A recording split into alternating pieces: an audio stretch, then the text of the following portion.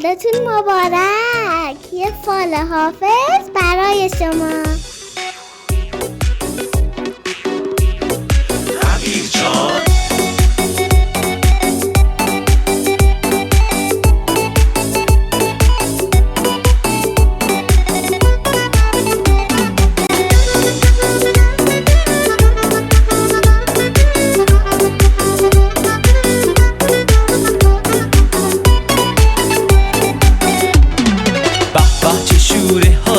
یک شب خوب عالی، شبی بلند و زیبا، شبی به نام یلا.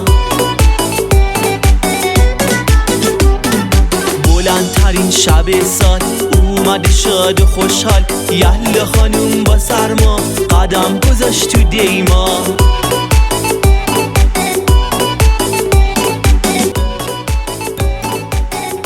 حالا میخوام این فالو براتون تفسیر کنم.